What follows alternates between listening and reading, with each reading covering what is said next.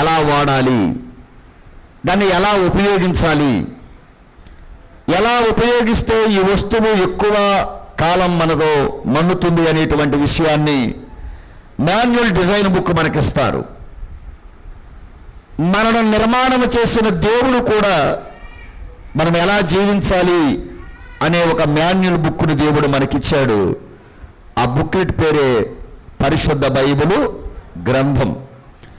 వాక్యము ద్వారా జీవితం మనం కట్టుకున్నప్పుడు ఆ వాక్యాన్ని బట్టి మన జీవితం చాలా బాగుంటుంది.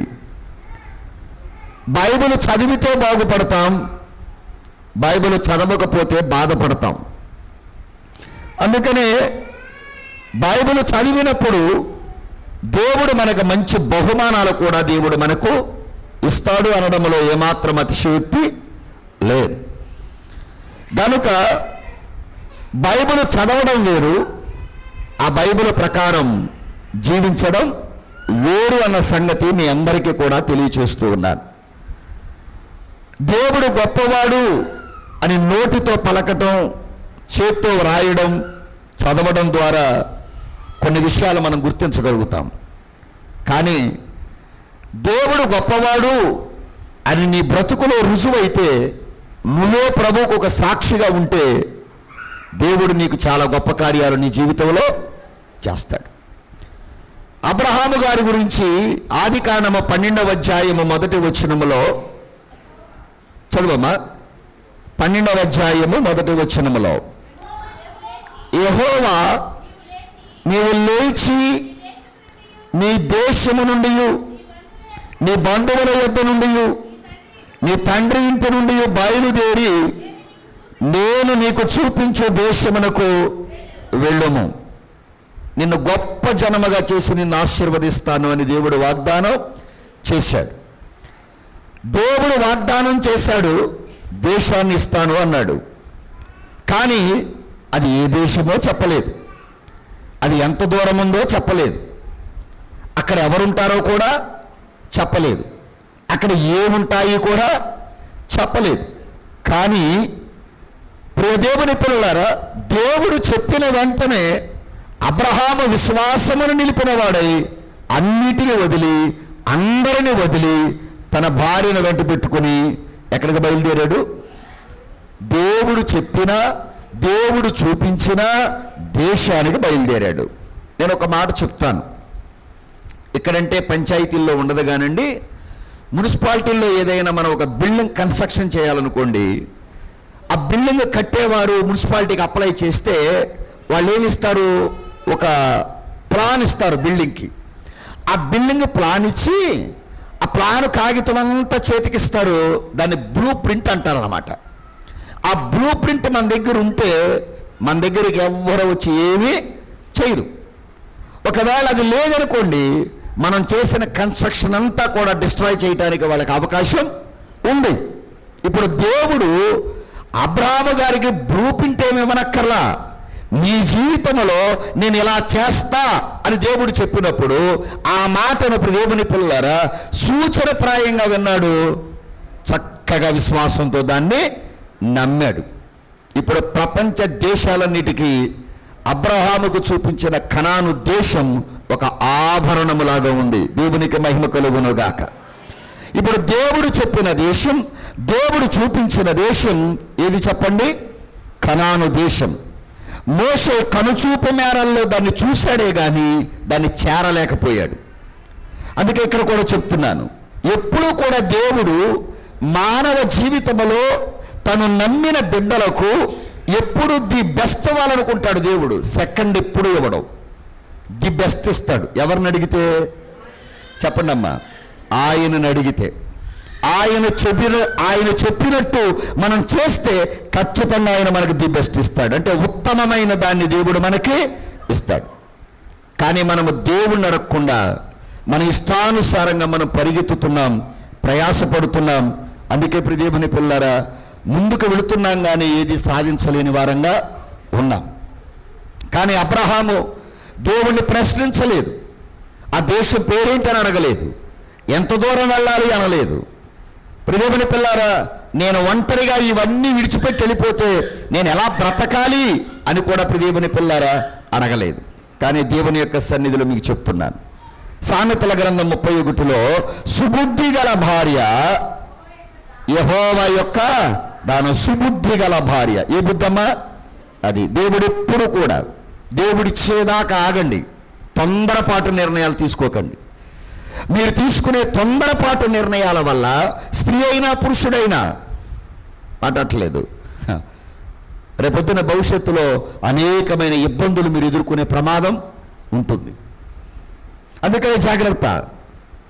ఇప్పుడు నోవాహు కుమారుల్లో ఒకని పేరేంటి? కనాను. ఇశ్రాయేలీలు అక్కడికి వెళ్ళేసరికి భయంకరమైనటువంటి 7 జాతులు కనాను దేశాన్ని ఆక్రమించి ఉన్నాయి. నేను జాగ్రత్తగా పాఠంలోకి వెళుతున్నాను, మీరు జాగ్రత్తగా వినండి.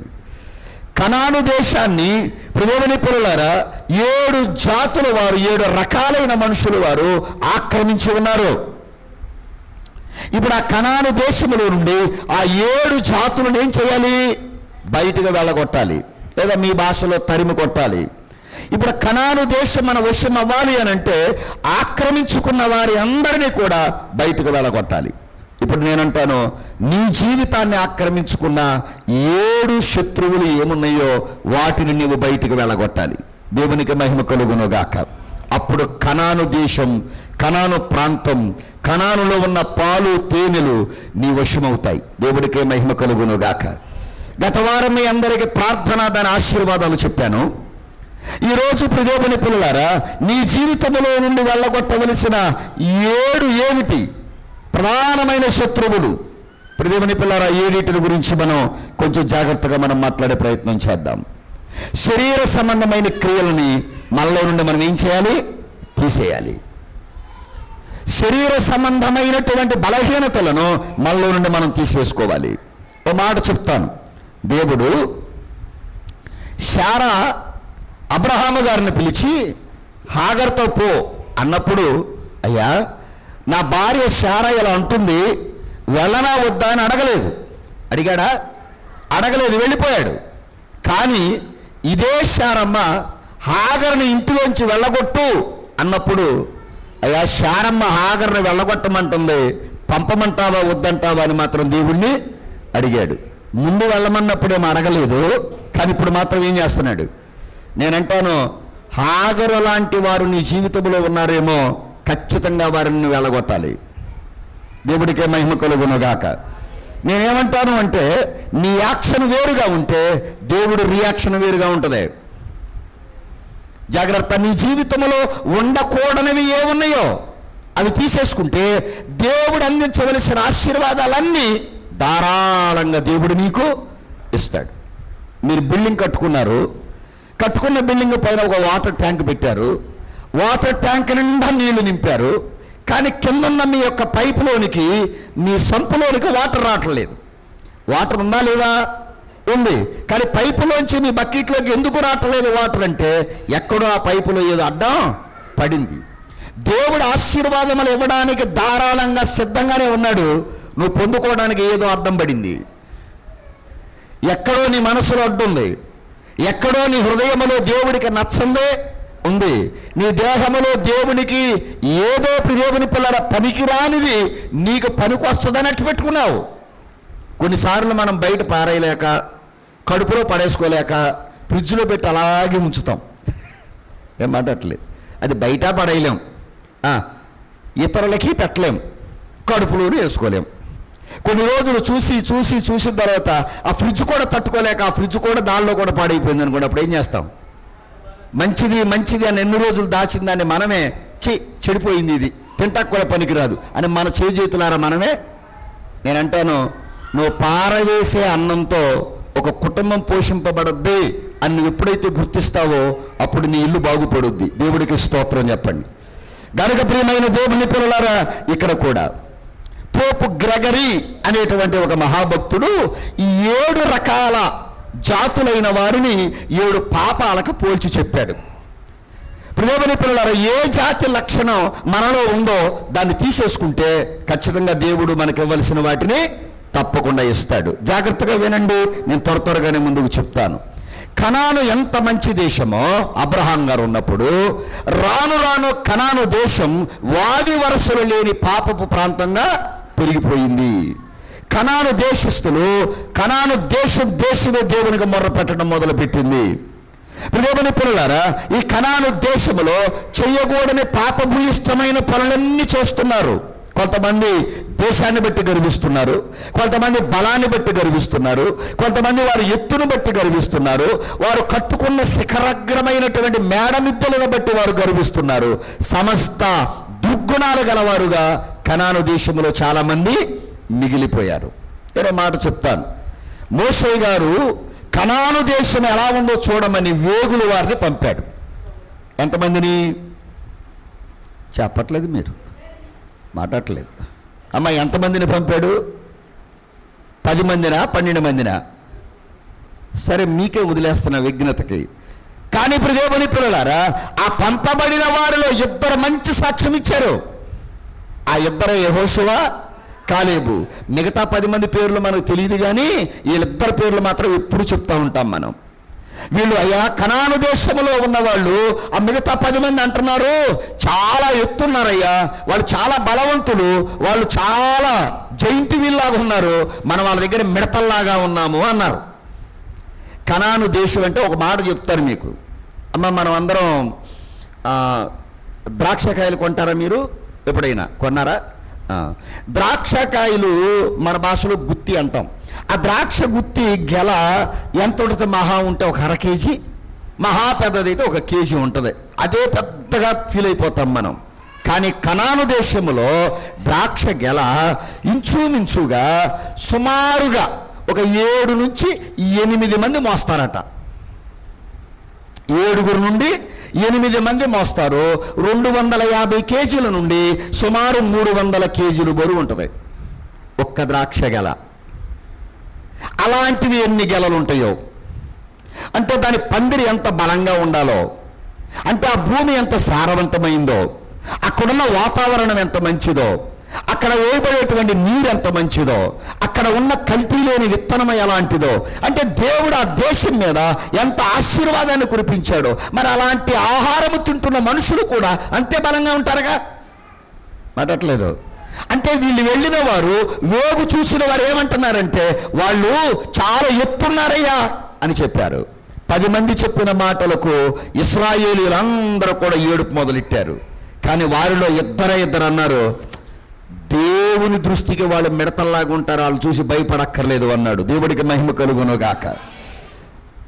కనుక దైవజనుడు దేవదాసయ్య గారు రాస్తూ పాటలో, ప్రియమైన పిల్లలారా, జయము రాక పూర్వంబే జయమను జనులకు జయమౌను, స్తుతించు జనులకు జయమౌను, ప్రకటించు జనులకు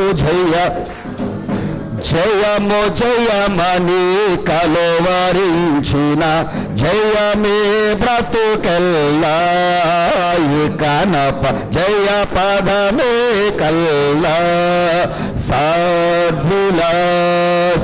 జయము రాకముందే మనకు జయం వస్తుందని యెహోషువ, కాలేబు మంచి వార్త, ఔషధం లాంటి వార్త యెహోషువ, కాలేబు ఎవరికి చెప్పారు? మోషేకి చెప్పారు. అందుకే నేను చెప్తున్నాను, శరీర సంబంధమైనవి దేవునికి నచ్చనివి నీలో ఏమున్నాయో అవన్నీ ఈ దేశంలో 7 జాతులు ఉన్నట్టు నీ దేహములో, నీ హృదయములో, నీ తలంపులో, నీ ఆలోచనలో దేవునికి నచ్చనివి ఈ 7 ఉన్నాయా?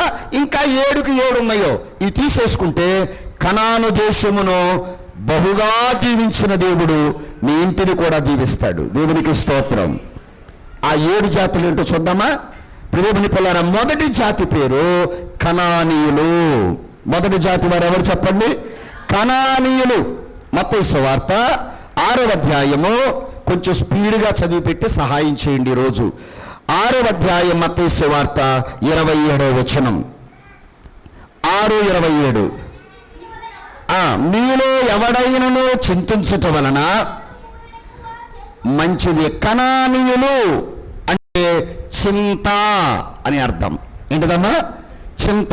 చింతను గ్రీకు భాషలో ఏమంటారంటే లోపల పొంగుతున్న మహాసముద్రం అంటారు, పగులుతున్న అగ్ని పర్వతం అంటారు, నిట్ట నిలువుగా చేల్చడం అంటారు, గొంతు పిసిగినప్పుడు అంటే గొంతు విసిగినప్పుడు ఊపిరాడక కొట్టుకోవడం అంటారు.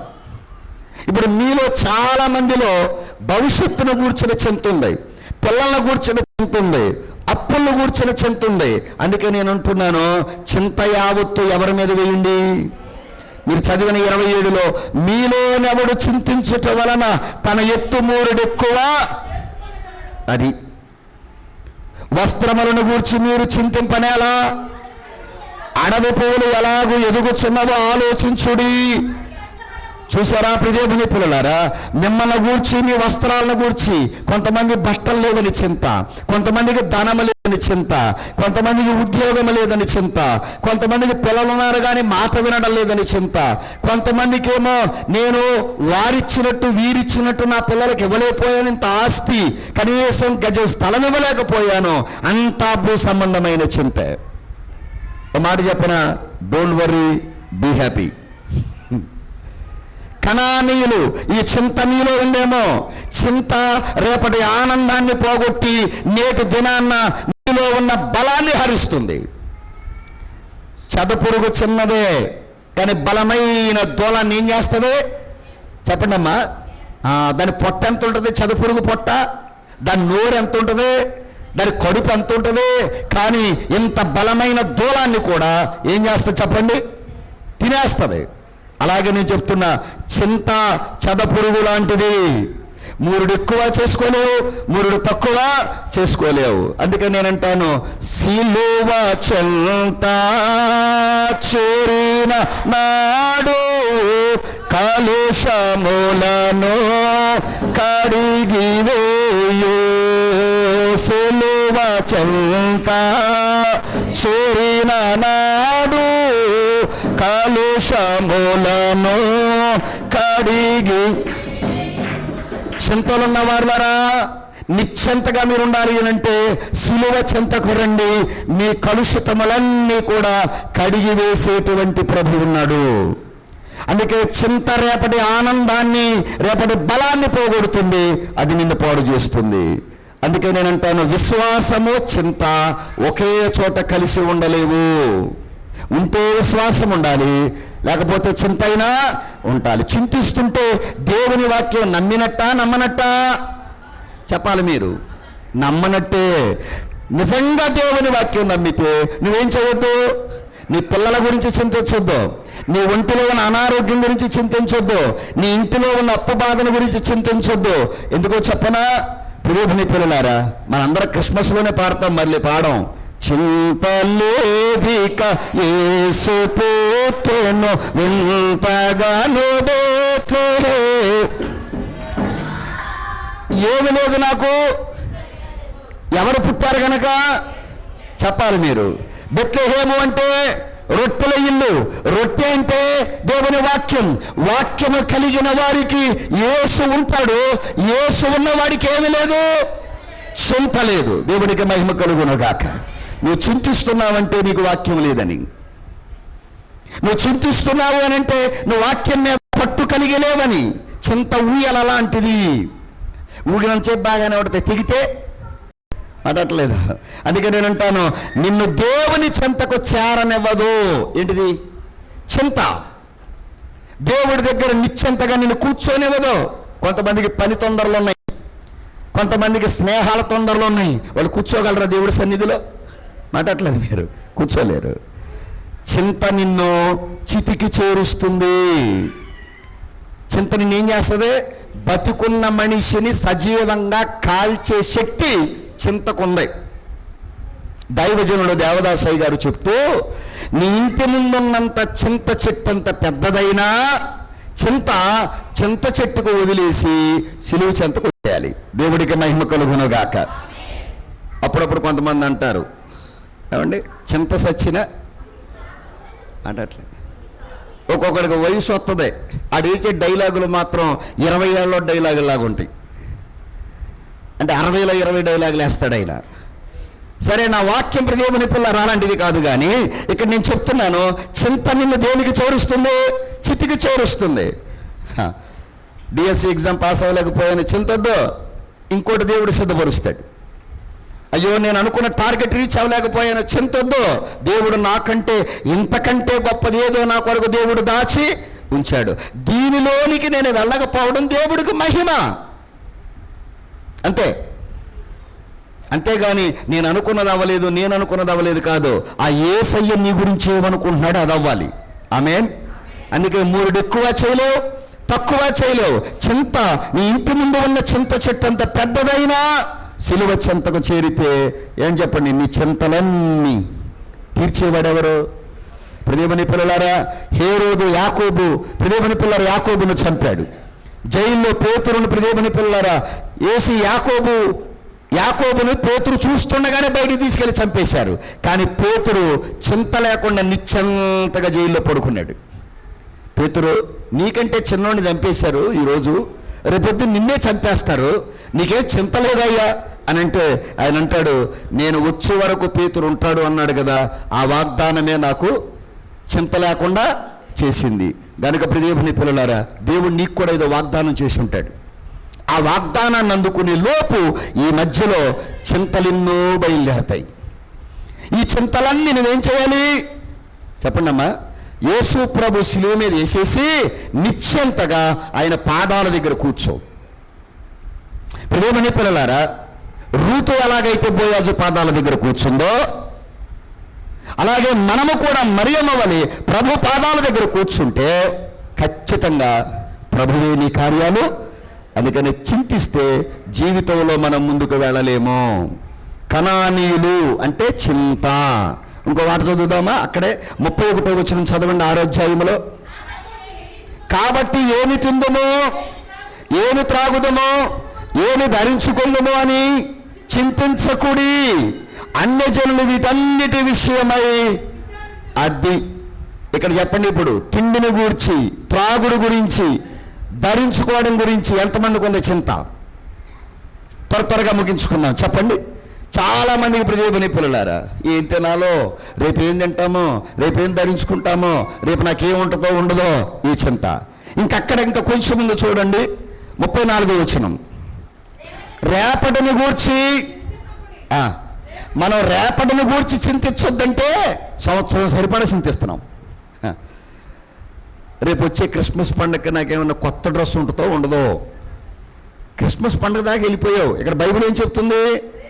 రేపటిని గూర్చి నువ్వు చింతించొద్దు, రేపటి దినము దాని సంగతులను గూర్చి చింతించును, ఏనాటికీడు ఆనాటికే చాలు. నీ కంటికి దూరంగా నీ బిడ్డలు ఉండొచ్చు, కానీ నీ మనసుకు దూరంగా లేరుగా. చెప్పట్లేదు, లేరుగా. నీ మనసుకు దగ్గరగానే ఉన్నారుగా. వారి కొరకు నువ్వు చింతించాల్సిన పని లేదు. ప్రభువుకు అప్పగించి నువ్వు ప్రార్థన చేయి. నీ చింత యావత్తు నీవు దేవుని మీద వేస్తే అన్యజనుల వలె, వాక్యము ఎరగని వారి వలె, దర్శనము లేని వారి వలె, ప్రార్థన లేని వారి వలె నీవెందుకు చింతిస్తావు? నీ చింతలన్నీ తీర్చడానికి నీ చెంతకు చేరిన ప్రభు ఉన్నాడు కదా. నీ కొరకు తన ప్రాణము పెట్టుటకైనా వెనక తీయలేదు. ఈ కనానీయుడు అనేవాడిని నీ దేహములో నుండి నువ్వు బయటికి పంపించేయాలి. దేవునికి మహిమ కలుగునుగాక. అది కనానీయుడు అంటే చింత. ఇంకో మాట చదువుదాం. అక్కడే పేతురు రాసిన మొదటి పత్రిక 5వ అధ్యాయం 7వ వచనం. మొదటి పత్రిక 5వ అధ్యాయం 7వ వచనం ఇలా మాట్లాడుతుంది. ఆయన మిమ్మును గూర్చి చింతించుచున్నాడు గనుక ఆయన మీద వేయుడి. ఉందా? మీ గురించి ఎవరు చింతిస్తున్నారట? చెప్పండి అమ్మా. మీ గురించి ఎవరు పాటుపడుతున్నారు? మీ గురించి ఎవరు ఆలోచిస్తున్నారు? అది అప్పుడప్పుడు మీరు కూడా చాలామంది ఇంట్లో మీ భర్త అనొచ్చు, మీకెందుకు బాధ, నేనుండా కదా అనలేదు ఇప్పుడు. అప్పుడప్పుడు మీ పిల్లలతో మీరు ఇలాగని ఉంటారు, మీకెందుకు ఆలోచన.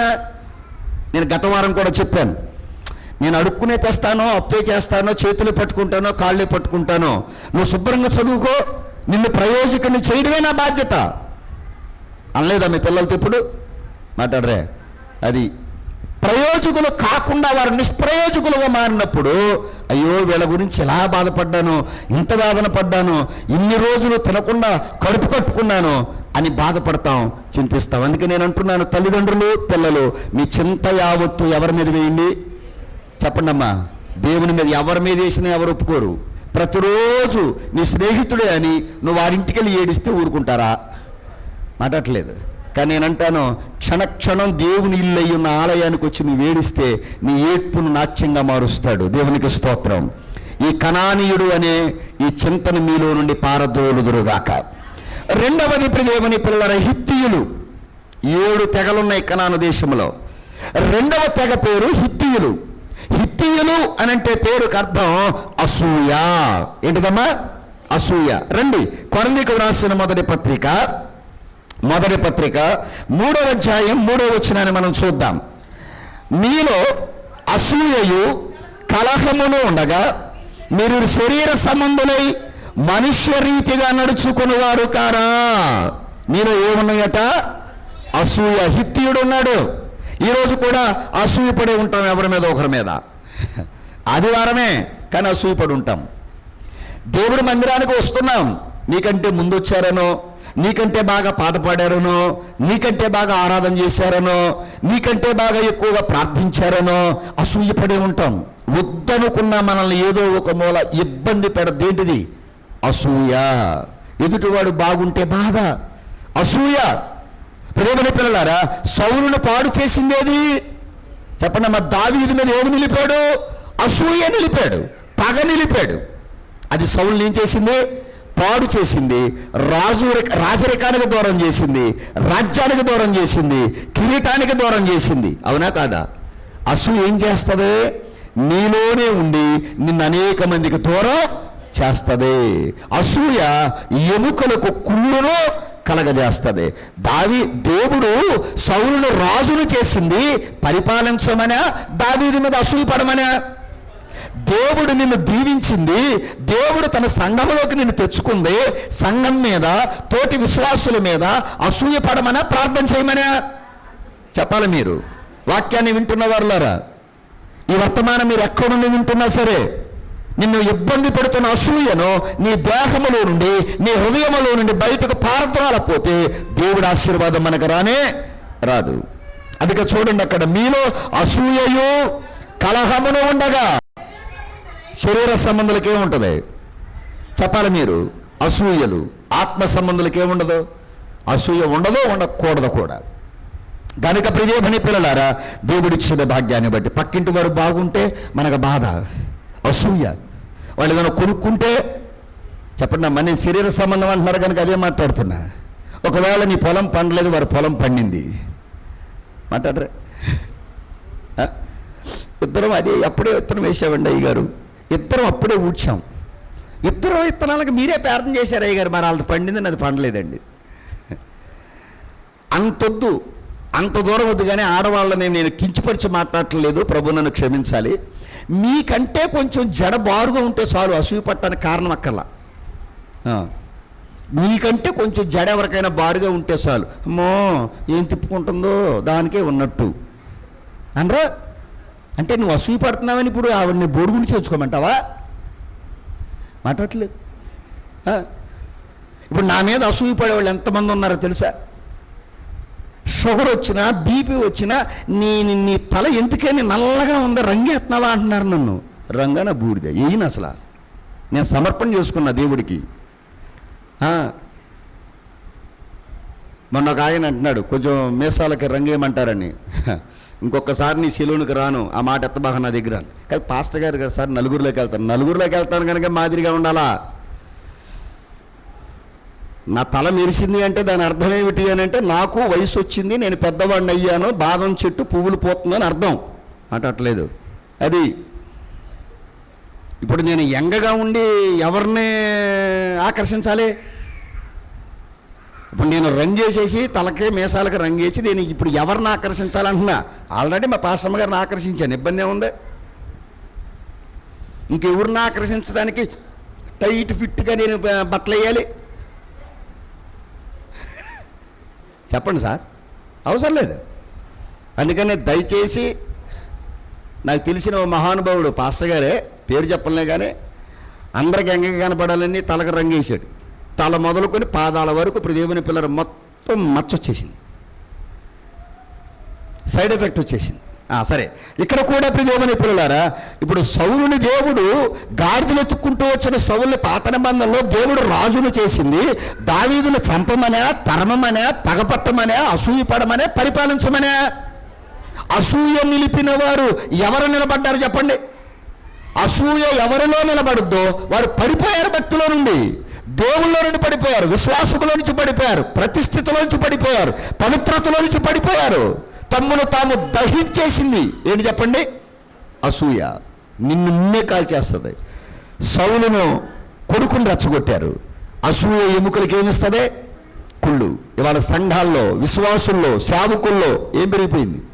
అసూయ, కుళ్ళు, కుతంత్రాలు ప్రదేశ పిల్లలు పెరిగిపోయినాయి. డాక్టర్ గ్రూపులే తక్కువ ఇంకా. అందుకే ఇక్కడ కూడా గ్రూపిజం ఎక్కువైపోయింది. అందుకే నేను అందరికీ చెప్తున్నాను, ఇది ఒక అణుబాంబు కంటే ప్రమాదకరమైనది.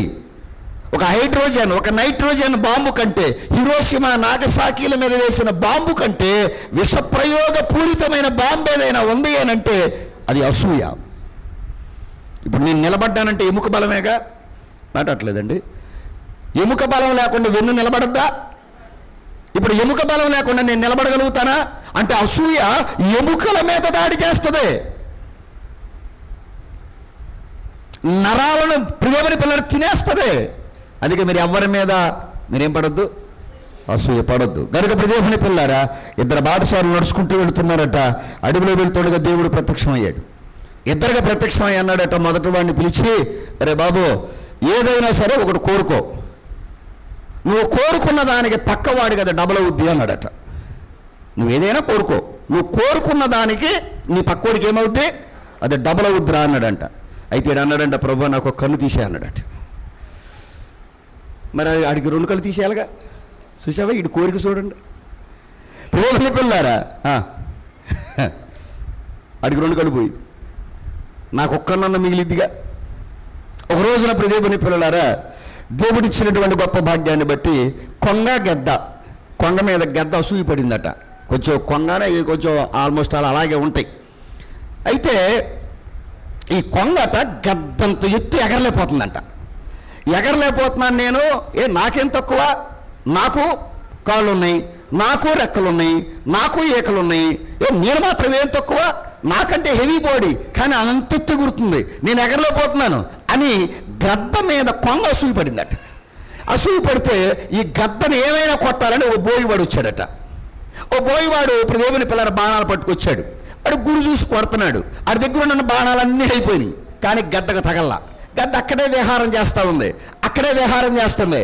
ఈ కొంగ చూసింది బోయివాడిని, ఈడు సరిగ్గా ప్రయోగించట్లా, వీడి దగ్గర బాణాలు అయిపోయినాయి. ఇక ఇంటికి వెళ్ళిపోదాం అనుకుంటున్నాడు. వీడు భోజనం వేళ అయిపోయింది, ఇంటికి వెళ్ళిపోదాం అనుకుంటున్న సమయంలో ఈ కొంగ వచ్చిందట. ఓ రెక్క తీసి ఒక ఏక పీకి, ఇక తీసుకో కొట్టుదాన్ని అని ఈ కొట్టేవాడికి దీని ఏక పీకి మొదటి రెక్క ఏకలన్నీ పీకిచ్చిందంట. పనవల రెండో రెక్క ఏకలన్నీ పీకిచ్చిందట. పనవల గద్ద మాత్రం ఎగురుతానే ఉందట. ఈ బోయివాడిని అంటుందట, చాలులే, నువ్వేం గురి చూసి కొట్టేవాడివయ్యా, దాన్ని ఎప్పటికైనా పడేస్తామని నీకు ఇంత సాయం చేస్తే. అప్పుడు ఆడన్నాడట, ఇప్పుడు వెళ్ళే ఇంటికి, మీ ఆవిడ తిట్టుద్దు నిన్ను, కూరకేం లేదు నీకు, ఖాళీ పస్తులతో పడుకుంటామే అంటుందట ఈ కొంగ. ఎవరిని? ఈ బోయాడు అన్నాడు, నేనంత పిచ్చోడినా, ఏకలన్నీ పీకిచ్చి నువ్వు ఎక్కడికి ఎగురుతావు, ఈ రోజుకు నాకే నువ్వు కూర అవుతావు అన్నాడట. అని దీన్ని ఏం చేశాడు? ఇప్పుడు పట్టుకుని తీసుకెళ్ళిపోయాడు. కొంగ దాకలో కూర అయిపోయింది. ఇప్పుడు దీని అసూయ ఏం చేసిందాన్ని చెప్పాలా? దాకలో పులుసు అయ్యింది. నీ అసూయ నిన్ను అప్పగిస్తుంది. అందుకే ఎవరి మీద నువ్వేం చేయొద్దు. నీకంటే ఎదుగుతున్నాడా ప్రార్థించు. నీకంటే ఎదుగుతున్నారా వాళ్ళ పిల్లలు, ప్రభువా ఆ పిల్లల్ని ఏం చూసి ఆ తల్లి ప్రార్థన చూసావో, ఆ తండ్రి కష్టం చూసావో, అందుకే వాళ్ళు ఎదుగుతున్నారయ్యా, నా బిడ్డలు కూడా అలా ఎదిగించు ప్రభువా, ఆ పిల్లల లక్షణాలు రెండైనా నా పిల్లలు పెట్టయ్యా అని ప్రార్థన చెయ్యి. అంతేగాని మన పిల్లల్లో ఉన్న అవలక్షణాలేమో మూటగట్టి ఎదుటివారి పిల్లల్లో ఉన్నటువంటి లేని అవలక్షణాలు వారికి అంటగడితే నువ్వే దాకలో పులుసు అవుతావు. అసూయ. రెండోది ఏంటమ్మా? అసూయ. అందుకని ప్రియమైన పిల్లలారా, ఇప్పుడు ఏకలు లేని కొంగ పైకి ఎగరగలదా? ఎగరలేదు. పోనీ నడవగలదా? నడవలేదు. ఈజీగా పట్టుకున్నాడు దాని మెడనే. 2 కాళ్ళు తిరగేసి పట్టుకుని ఊపుకుంటా పోయాడు. ఈజీగా కూర అయింది. అందుకని మనం కూడా ఏమైపోతాం? అపవాదికి దొరికిపోతాం. ప్రార్థన వాక్యం అనే 2 రెక్కలు లేకపోతే అపవాది మనల్ని ఈజీగా పట్టుకుంటాడు. అసూయలో పడిపోతాం. ఈ అసూయను మీ హృదయములో నుండి, మీ తలంపుల్లో నుండి బయటకు పారద్రోలుదురుగాక. 3వ తెగ పేరు హివ్వీయులు. హివ్వీయులు చదువుదాం రండి. ప్రదేమని పిల్లారు హివ్వీయులు. ఇంకా చాలా వాక్యాలు చదివించవచ్చు. చదువుతారా? అసూయ దగ్గర పోని. కొరంథీయులకు రాసిన 2వ పత్రిక, కొరంథీయులకు రాసిన 2వ పత్రిక 12వ అధ్యాయం 21వ వచనం చూడండి. సమయం అవుతుందని ముందుకెళ్ళిపోతున్నాను. నేను మరలా వచ్చినప్పుడు నా దేవుడు మీ మధ్యను నన్ను చిన్నబుచ్చునేమో అనియు, మునుపు పాపము చేసి తాము జయించిన అపవిత్రత, జారత్వము, పోకిరి చేష్టల నిమిత్తము మారు మనసు పొందుడని అనేకులను గురించి దుఃఖపడవలసి వచ్చునేమో అని భయపడుచున్నాను. దేవునికే మహిమ కలుగునుగాక. ఫిలిప్పీయులకు రాసిన పత్రిక 1వ అధ్యాయం 15వ వచనం. మరలా చదువుదాం. 15వ వచనం.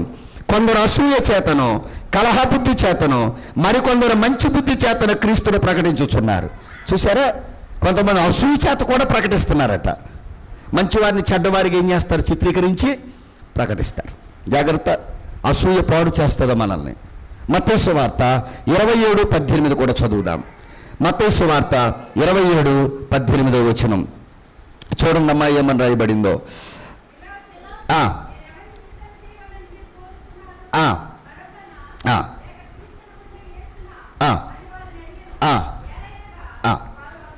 అదిగో వారు అసూయ చేత ఆయనను అప్పగించిరని అతడు. చూసారా? కొంతమంది అసూయ చేత మనల్ని ఏం చేస్తారు? శ్రమలకే మనం ఏమి చేయకపోయినా మనల్ని అంటారు.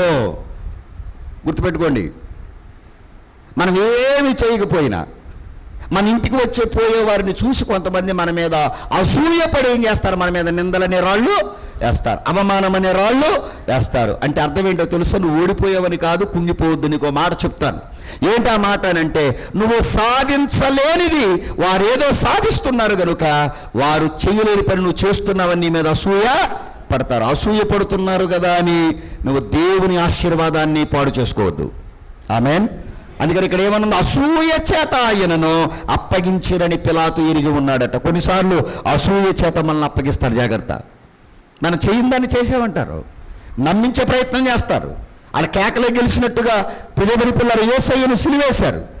ఇప్పుడు లోకం బరబ్బాని కోరుకుందా, యేసును కోరుకుందా? చెప్పండి అమ్మా. బందిపోటు దొంగ బరబ్బానే కోరుకుందా లోకం. లోకం ఎవరిని కోరుకుంటుంది అనుకుంటున్నారు? ప్రేమ నీతిమంతుడిని కోరుకోదు, భక్తిపరుని కోరుకోదు, యథార్థంగా మాట్లాడు కోరుకోరు, నిన్ను నిజం మాట్లాడు, నీ వాడకట్లో నిన్ను కోరుకోరు, నీ ఊర్లో కోరుకోరు, మన జాతులు మనల్ని కోరుకోరు. అరే ఆయన పిలవ బాగా నా పంచాయతీ కాడు ఉన్నది ఉన్నట్టు మాట్లాడతాడు. ఆయన పక్కనట్టు ఆడు తప్ప ఇంకెవరినైనా పిలువు. పనికి మాలిన మనుషులను ఏర్పాటు చేసుకుని దేవుని పిల్లలు చెప్పేవారు ఉంటారు. జాగ్రత్త. 3వ పాయింట్ హిత్తీయులు. అంతేనమ్మా? హివ్వీయులు సారీ టు సే హివ్వీయులు అంటే వ్యభిచారం. హివ్వీయులు అంటే ఏంటమ్మా? వ్యభిచారం. చూద్దాం రండి. న్యాయాధిపతుల గ్రంథం. సమయం అవుతుంది, కొంచెం ముందుకు వెళదాం. 1వ అధ్యాయం 4వ వచనాన్ని చదువుదాం. కనానీయుల మీదకి యోధా వంశస్థులు పోయినప్పుడు యెహోవా కనానీయులను పెరిజ్జీయులను వారికి అప్పగించెను గనుక వారు బెజెకులో 10,000 మంది మనుషులను హతము చేసిరి. ఇంకా అక్కడి నుంచే మీరు ఇప్పుడు దేవుని పిల్లల కిందకు చదువుకుంటే వెళ్ళండి. హివ్వీయులు అనంటే వ్యభిచారులు. దేవుని పిల్లలారా, లోక స్నేహం దేవునికి వ్యభిచారంతో సమానం. జాగ్రత్త అమ్మా. ఒక పురుషునికి ఒక స్త్రీ, ఒక స్త్రీకి ఓ పురుషుడు, అంతకు మించి ఉంటే లోకంలో ఏమంటున్నారు వాళ్ళని? చెప్పండి అమ్మా.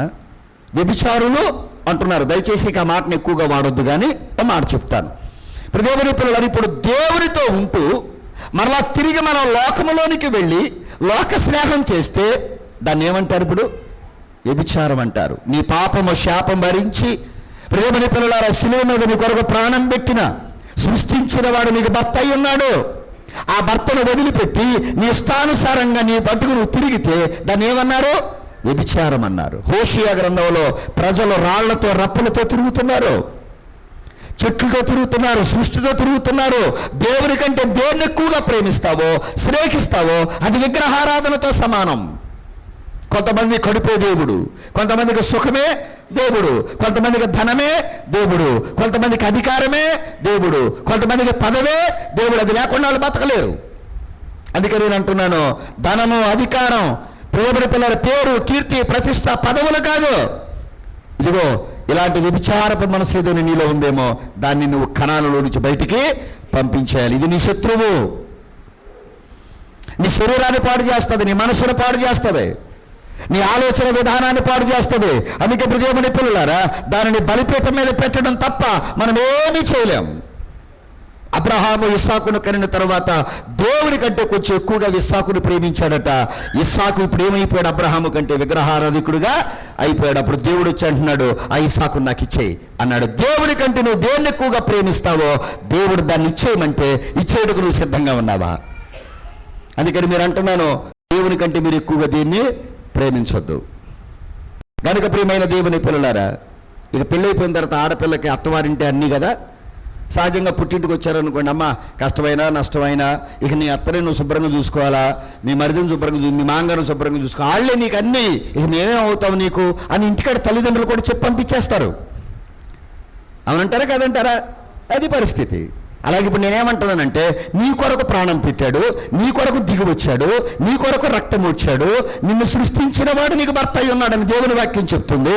మరి నీ పాపం మోసాడు, నీ శాపం భరించాడు, నీ రుణమును కొట్టివేశాడు, నీకు రావలసిన నరకాన్ని దేవుని తన మీద వేసుకున్నాడు, పాపభారం, వ్యాధి భారం, శిక్ష భారం మోసాడు. మరి నువ్వు లోకంతో పోతానంటే అది వ్యభిచారం అవుదా? మాట్లాడట్లేదు. అందుకని ఆదివారం ఆరాధనకు రాకుండా లోకముతో తిరిగేవాడు వ్యభిచరిస్తున్నాడు, వాడు లోకంతో స్నేహం చేస్తున్నాడు. జాగ్రత్త. ఏదో ఒక రోజున దేవుని పిల్లలారా, వ్యభిచారము చేసిన వాడు ఎలాగైతే లోకంలో తన విలువను కోల్పోతాడో, కోల్పోడా? వ్యభిచారము చేసే స్త్రీని గౌరవిస్తారా? సత్కార్యాలు చేస్తారా? సన్మానాలు చేస్తారా? ప్రభుత్వం ఒప్పుకోవట్లా, చట్టం ఒప్పుకోవట్లా. మరి ప్రభుత్వం, పరలోక ప్రభుత్వం ఒప్పుకుంటుందా? ఇదిగో ఈ బుద్ధి నీలో ఉంటే దీన్ని తీసేసేయి. దశలోనికలు రాసిన మొదటి పత్రిక 4:4 చూడండి ఒకసారి. దశలోనికలు రాసినటువంటి మొదటి పత్రిక 4వ అధ్యాయం 4వ వచనం ఒకసారి మనం చదువుదాం.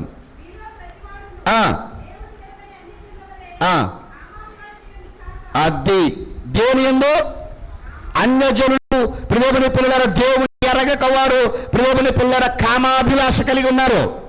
మరి దేవుని ఎరిగిన నీవు ఆ కామాన్ని అదుపు చేసుకుంటున్నావా? కామ క్రోధ మదమత్సరాలను నువ్వు అదుపు చేసుకోకపోతే అన్యుడికి నీకు తేడా ఏముంది? ఇంకా తర్వాత కింద చూడండి, పరిశుద్ధత యందును ఘనత యందును తన ఘటమును ఎట్లు కాపాడుకొనవలెనో అది ఎరుగుండుటయే దేవుని చిత్తము. దేవుని చిత్తము అంటే మనసు, దేవుని మనసు. ఏం కాపాడుకోవాలట? పరిశుద్ధత కాపాడుకోవాలి, ఘనతను కాపాడుకోవాలి. కనుక జాగ్రత్త. కనానులో ఉన్నటువంటి ఆ పాలు తేనెలు ప్రవహించే స్థితి మన కుటుంబాల్లో కూడా రావాలి అనంటే మనలో హివ్వీయుడు అనేవాడు ఉన్నాడు. ఆ హివ్వీయుడిని మన తలంపుల్లో నుండి, మన హృదయంలో నుండి మనం బయటికి పంపించేయాలి. ఈ మనసు ఉండకూడదు. నాకు దేవుడు కావాలి, ధర్మం కావాలా, లోకం కావాలా, సంఘము కావాలా, అవదు. ఆరాధనగా వెళతాను, బయటికి వెళ్ళి నరుస్తాను. ఇక్కడ నేను ప్రభు శరీర రక్తాలు తీసుకుంటాను, బయటికి వెళ్ళిన తర్వాత చుట్టా, బీడీ, కళ్ళు, సారా, బ్రాందీ ఈ మామూలుగానే తాగుతాను. కుదరదా? వ్యభిచారం అది. అవుద్దా? ఇక్కడ మాత్రం నోరు తెరిచి ప్రార్థన చేస్తాను, బయటికి వెళ్ళి దేవుని పిల్లల గయ్యాల గంపెళ్ళి పడిపోతాను. అవదు, అవదు. తర్వాత 4వది ఎఫెసీయులకు రాసిన పత్రిక 4:26లో పెరిజ్జీయులు. పెరిజ్జీయులు అంటే కోపిష్ఠులు. పెరిజ్జీయులు అంటే కోపిష్ఠులు. నీలో కోపం ఉందేమో చూడు ఒకసారి. ఎఫెసీ 4:26. కోపపడుడి గాని సూర్యుడు అస్తమించే వరకు మీ కోపం అమ్మ సంవత్సరాలు ఉంటుంది కోపం మనలో. అంటే ఉదయకాలం ఒకవేళ ఏదో మాట వచ్చింది భార్యాభర్తలకో, అన్నదమ్ములకో, అక్క చెల్లెమ్మలకో, సంఘంలోనో, ఆ సాయంకాలం సూర్యుడు అస్తమించే లోపు ఏమైపోవాలా? ఆ కోపం దేవుని పిల్లలు చల్లారిపోయి సమాధాన పడిపోవాలా? కోపపడుడి కానీ, కోపంలో చాలామంది ఏం చేస్తున్నారు చెప్పండి అమ్మా? పాపము చేస్తున్నారు. కోపం వచ్చిన కయ్యను ఏం చేశాడు చెప్పండి అమ్మా? హత్య చేశాడు. చేయలేదా? కొంతమంది కోపములో హత్య చేస్తున్నారు. కోపములో కొంతమంది వాళ్ళే ఆత్మహత్యలు చేసుకుంటున్నారు. ప్రియమైన పిల్లల, కోపములో కొంతమంది ఎదుటివారి మీద పడి చంపేస్తున్నారు. ఈ కోపం నీలో ఏం చేస్తుంది? నేనేమంటాను, కోపము అగ్ని కణిక లాంటిది. అగ్ని కణిక పొయ్యిలో ఉంది, దాన్ని పట్టుకున్నావు అనుకో, నీ చేయి కాలుద్దా, నా చేయి కాలుద్దా? పట్టుకున్నవాడి చెయ్యే కాలుద్ది. అంటే అర్థం ఏమిటి? కోపపడుతున్నవాడే ఆ కోపంతో కాలిపోతాడు, దహించబడిపోతాడు. కానీ మీరేం చేయొద్దు, కోపపడుడి కానీ పాపము చెయ్యకుడి. ఊరకే కోపం వస్తే దేవుని నుండి దూరం అయిపోతాం, జాగ్రత్త. కోపం వచ్చిన కయ్యేను దేవుడు సన్నిధికి దూరం అయిపోయాడు, ఇంటికి దూరం అయిపోయాడు, దేశదిమ్మరైపోయాడు. దేవుని మీద కోపం తెచ్చుకున్నాడు. చివరికి దేవుని పిల్లలు 7 శాపం తెచ్చుకున్నాడు. కోపంతో పాపం చేశాడు, తరతరాలకి శాపం తెచ్చుకున్నాడు. అందుకని మీరు ఏం చేయొద్దు, మీలో ఎవరిలోనైనా కోపం ఉందేమో, కోపంతో పాపం చేస్తున్నారేమో. కొంతమంది కోపంతో దేవాలయానికి రారు, కోపంతో కొంతమంది పనులోకి వెళ్ళరు, కొంతమంది కోపం వస్తే అన్నం తినరు, కొంతమంది కోపం వస్తే భర్తను ప్రియమైన పిల్లల బాధిస్తారు, కొంతమంది భార్యను ఏడిపిస్తారు. ఇదిగో ఈ కోపం చేత కొంతమంది పిల్లల్ని ప్రియమైన పిల్లల బాధపడతారు. ఈ కోపం మీలో ఉందేమో. ఎవరి మీద కోపడుతున్నావు నువ్వు? ఎందుకు కోపం వచ్చింది? ఒకసారి ఆలోచించుకోండి. కోపం వచ్చి కొంతమంది ఏం చేస్తారు తెలుసా? వండుకున్న అన్నమంతా తీసుకెళ్ళి అమ్మురుకల్లా పడేసేస్తారు. కోపం వచ్చి కొంతమంది దేవుని పిల్లలు ఎక్కువ అన్నం తినేస్తారు. తెలుసా మీకు? కొంతమంది తినరు, కొంతమంది తినవలసిన దానికంటే ఏడుతానే, కోప్పడతానే, తిడతానే, ఇల్లంతా తిరుగుతా. దేవుని పిల్లరా, ఒక పళ్ళెం కాదు అది, ఏంటిది, ఆ గిన్నెలో పెట్టుకుని దేవుని పిల్లరా ఏమీ ఎరగనట్టు ఎక్కువ తినేస్తారు. ఒకసారి కూర్చోరాళ్ళు తిరుగుతానే, నా బతికిట్టాగా అయిపోయింది, నా బతికిట్ట అయిపోయింది, ఇట్టంటి కట్టుకున్నాను తినేస్తూ ఉంటారు. మానరాళ్ళు మానరు, ఆ రోజున ఎక్కువ తినేస్తారు. ఇక చూడండి, కొలస్సీలకు రాసిన పత్రిక 3:8. బైబిల్ ఎలాంటివి కూడా ఉంటాయండి అయ్య గారు. అయ్యో, అందుకే మాన్యుల్ బుక్ అని చెప్పాను నేను. కొలస్సీ 3:8. ఇప్పుడైతే మీరు ఆగ్రహము, దుష్టత్వము, దూషణ, నీ నోట బూతులను, వీటన్నిటినీ ఏం విడిచిపెట్టాలమ్మా? అమ్మా ఏం విడిచిపెట్టాలి తల్లి?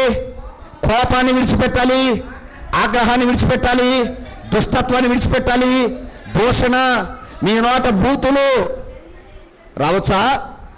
చెప్పాలా? అమ్మా మలమూత్రాదులు ఏం చేస్తాం? విసర్జిస్తాం. ఆ మలమూత్రాదులను ఎవడ ఇంటికి తెచ్చుకుంటాడా? మాట్లాడలేదు. వాటిని కొలుస్తాడా? మాట్లాడలేదు. మీరు విసర్జన అంటే పూర్తిగా బహిర్భూమిలో విడిచిపెట్టేయడం. అందుకని మీలో ఎవడైనా ఉన్నాడేమో, ఆ కోపాన్ని ఇంటికి తెచ్చుకోకండి, ఒంట్లో ఉంచుకోకండి, హృదయంలో పెట్టుకోకండి. అది బహిర్భూమిలో వదిలిపెట్టేసిన పెంటతో సమానం కనుక మీరు కోపాన్ని ఎవడు కూడా నిలుపుకోవద్దు. సూర్యుడు అస్తమించే లోపు నీ భార్యతో, నీ భర్తతో, నీ పిల్లలతో, నీ ఇంటి వారితో, నీ అన్నదమ్ములతో సమాధాన పడుదురుగాక. ఊరకే కోపం వస్తే దేవుని నుండి ఏమైపోతాం? దూరం అయిపోతాం. జాగ్రత్త. కొందరి ముఖాలు చూడలేం, కొందరి ముఖాలు కోపం వస్తే మాడిపోయి దెబ్బరొట్లాగా అయిపోతాయి. మాట్లాడలేదు మీరు? షట్టుపట ఎవరి మీద కోపం? మాటట్లా. కొంతమంది పిల్లలకైతే కన్నోడి మీదే, పెంచేవాడి మీదే. వీళ్ళకి బయటికి వెళ్తే రూపాయి సంపాదించడం రాదు. ప్రియమైన పిల్లరా, అడిగిన 100 ఇవ్వలేదని కోపం. మాట్లాడతలేదు. కొంతమంది ఆ తల్లులు ఏం చేస్తారంటే, పిల్ల ఏమన్నా 200-300 అడిగిందా, 100 అడిగిందా, 100 కూడా ఇవ్వలేకపోతున్నావు నువ్వు, అసలు ఆవిడ కోసమేగా అంటే వీళ్ళేదో సపోర్ట్ చేసినట్టు మాట్లాడతలేదు. నేను ఇస్తాలే. మీ చేతులు, వాళ్ళ చేతులు, అందరి చేతులు ఓడగొట్టేస్తాడు యేసయ్య. గుర్తుపెట్టుకోవాలి. గనుక ప్రభు యొక్క కృపలో మాట్లాడుటకు, కోపపడుటకు నిదానించాలి, వినుటకు వేగరపడాలి. ప్రియమైన పిల్లల, కోపం వచ్చింది హామానికి, కోపం వచ్చింది హేరోదుకి. హామానుగాడు వాడి కోపం వల్ల వాడే నాశనం అయిపోయాడు. హేరోదుగాడి కోపం వల్ల హేరోదే నాశనం అయిపోయాడు. సకల నాశనాలకి కారణం కోపం. షార్ట్ టెంపర్ గాళ్ళు తక్కువ కాలం బతుకుతారు. ఇది సైంటిఫికల్ రీజన్. షార్ట్ టెంపర్ అంటారు. ఊరికే వచ్చేది కోపం వాళ్ళకి. ఆయుష్కాలం తక్కువ వాళ్ళకి. దేవుడికే మహిమ కలుగును గాక. ఏంటో అంటున్నాడు బాబు. కొనే పని లేదు కనుక. కోపం వచ్చిందనుకోండి బీపీ ఫ్రీ కనుక దేవుడిచ్చిన భాగ్యాన్ని బట్టి అందుకే చెప్తున్నాను, కోపం ఉన్నవాడికి త్వరగా వస్తుంది. మోషేకి కోపం తీసి దేవుడు ఏమి ఇచ్చేశాడు? సాత్వికం ఇచ్చేశాడు. అదే కోపం మోషేలో ఉంటే ఐగుప్తీయులు ఎంతమందిని చంపేసేవాడు? మాట్లాడరే. పాపం చేసిన ఇశ్రాయేలీయులు కూడా ఎన్నిసార్లు ఎంతమందిని దేవుని పిల్లలు చంపేసేవాడు? రోజుకు 100 మందిని చంపేసేవాడు. ఎవరో? మోషే గారు. కానీ మిక్కిలి భూమి మీద ఉన్న వారిలో సాత్వికుడు. 40 సంవత్సరాలు ట్రీట్మెంట్ ఇచ్చాడు దేవుడు. మైక్ టైసన్ ప్రపంచంలో దేవుని పిల్లలారా 6 సెకండ్లకి ఆయనంత బిలియనీర్ లేడు. 6 సెకండ్లు మైక్ టైసన్ అండి. హెవీ వెయిట్ పంచగలడు బాక్సర్ అనమాట. హెవీ వెయిట్ అనమాట. సుమారు ఇంచుమించుగా వాడు వేమరపాటుతో పంచి కరెక్ట్గా కనుక ఇస్తే ఎదుటివాడు కరెక్ట్గా లేకపోతే 274 కేజీల బరువు పడద్దట ఒక పంచి ఇస్తే. అంటే 274 కేజీలు అంటే సుమారు 3 బస్తాలు లెక్క. 3 బస్తాలు మనిషి మీద ఎట్టా ఉంటుందో అంత వెయిట్తో వస్తుందట. అలాంటి పంచి ఒకే ఒక పంచి ఇస్తే 6 సెకండ్లకి, నాకు సరిగ్గా గుర్తులేదు కానీ దేవుని పిల్లారా $1 మిలియన్ కోటీశ్వరుడు అయిపోయాడు. అపర కోటీశ్వరుడు అయిపోయాడు. కానీ బయటకు వచ్చి దేవుని పిల్లారా ఆనందంతో కారు తోలుతున్నాడు.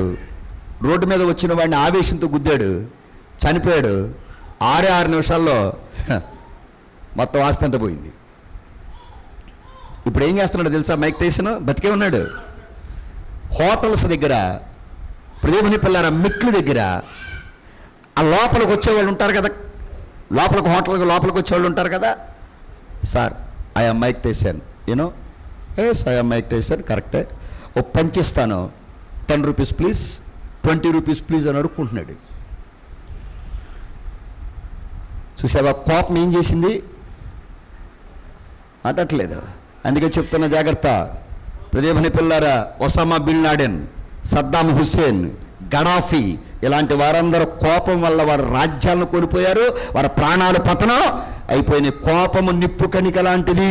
ఎదుటి వారి మీద వేసే లోపే నిన్ను కాల్చేస్తుంది. నిప్పును ఎవడు ఒడిలో వేసుకోడు. దయచేసి మీలో ఎవరిలో నేను కోపం ఉంటే మీకు దేవుడు ఆశీర్వాదం రాదు, అది కోల్పోకండి. దేవుడు ఆశీర్వాదాన్ని కోల్పోకండి, కోపాన్ని కోల్పోండి, సాత్వికులు అయిపోండి. నిన్నెవరేమైనా అంటే నేను ఊరుకుంటానా? నన్నన్నట్టే భావించే నరులకు తీర్పు తీరుస్తాను. నిన్నన్న వారిని ఎవరు తీర్పు తీరుస్తారు? నువ్వు కోప్పడద్దు, నిదానించు.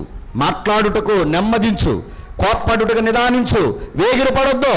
5వ పాయింట్, గిర్గాషీయులు. ఎవరమ్మా? గిర్గాషీయులు. గిర్గాషీయులు అంటే తిండిబోతులు. ఎవరమ్మా? తిండిబోతులు. మత్తయి సువార్త 6వ అధ్యాయం 25వ వచనం చదువుదాం.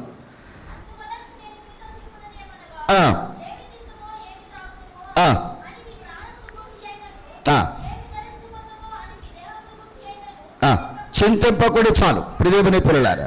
23వ దావీదు కీర్తన, సామెతల గ్రంథం 23, సామెతల గ్రంథం 23 2వ వచనం. 23 2వ వచనం. నువ్వు తిండిపోతువైన ఎడల, అదుగో నువ్వు తిండిపోతువైన ఎడల నీ గొంతుకు ఏం పెట్టుకోవాలి? ఇక్కడ ఎవరైనా మీలో తిండిపోతులు ఉన్నారేమో, ఆదివారం వస్తే కేజీలు తినాలనుకుంటున్నారేమో. నేనేమంటాను తెలుసా? దేవుని పని చేయాలి అని అంటే తగు మాత్రం తిండి తినండి. దేవునికి స్తోత్రం.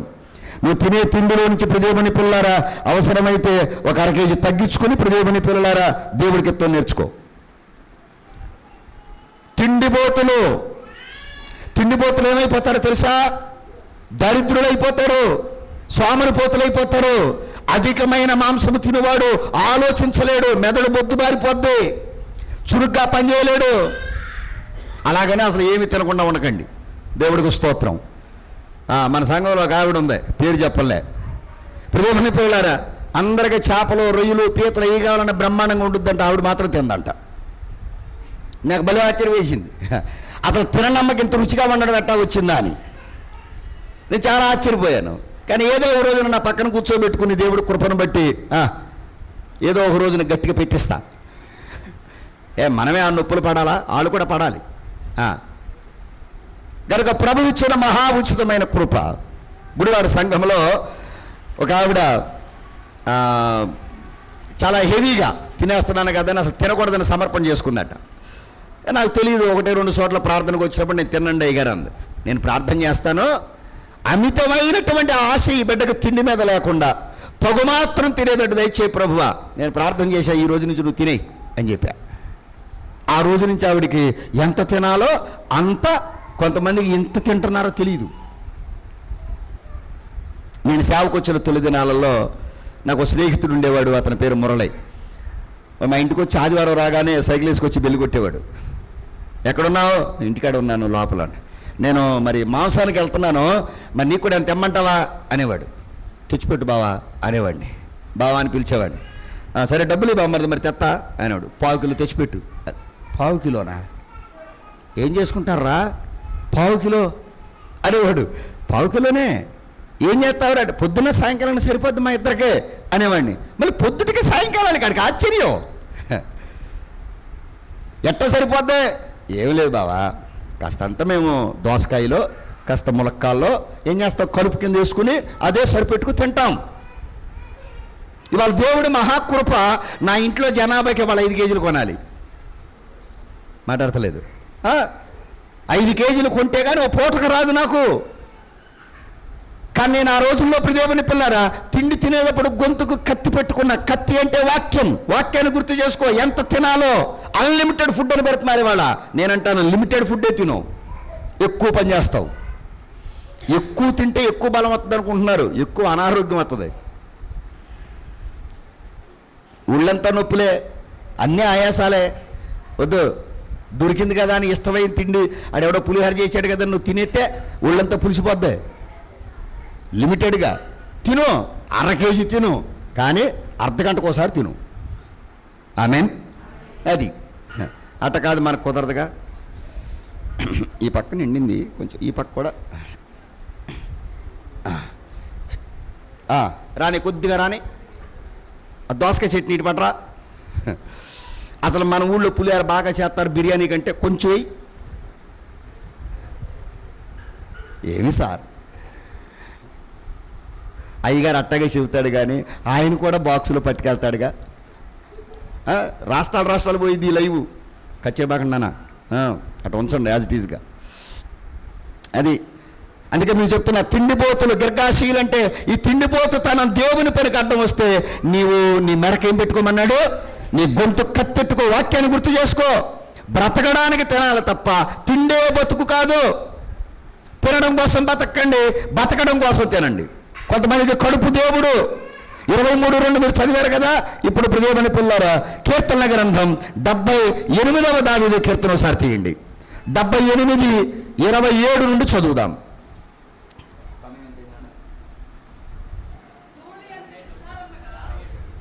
చదువమ్మా 27 నుండి.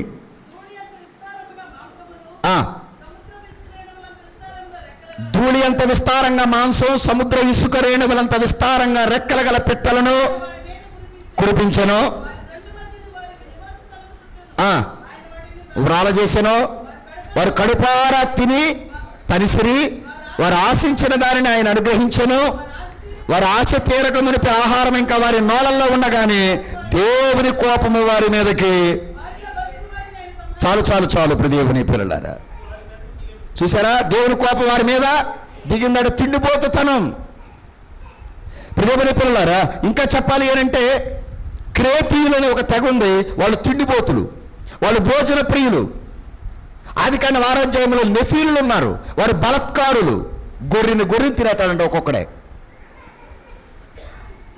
మాంసము హెచ్చుగా తినువానిలో కామ కోరికలు ఎక్కువ అవుతాయి, నిద్రావస్థ ఎక్కువ ఉంటుంది, మందస్థితి ఎక్కువగా ఉంటుంది, ఆలోచన విధానం తగ్గిపోద్ది, చురుకుదనం ఉండనే ఉండదు. చాలా బాధపడేవాడు, ఎందుకురా ఇట్లా వండుకుంటావు, ఏం సరిపోద్దురా? కాదన్నయ్య బావా, నీకు తెలియదు, ఆరోగ్యంగా కూడా ఉంటాం మేము. కథంత దోసకాయలు, కథ ములక్కాయలు, కథంత గోంగూరలో కలిపి వేసుకుని వండుకునేవాళ్ళం. ఆడు 1.5 కేజీ ఒకే ఆదివారం తెచ్చేవాడు, మళ్ళీ వారం రోజులు తెచ్చేవాడు కదా ఇంట్లోకి. మేమేం చేసేవాళ్ళం అంటే, రోజు 1.5 కిలో తెచ్చుకునేవాళ్ళం, 2 రోజులకు ఒకసారి 1/2 కిలో తెచ్చుకునేవాళ్ళం, మేము 1 కేజీ తినేవాళ్ళం. మీకు అర్థమవుతుందని చెప్పిన మాట. కొంతమంది నేను కలిపేస్తే అసలు తిన్నాం, మాంసం అలాగుండు. అయ్యి బాబాయ్, అది దోషం, అది దోషం.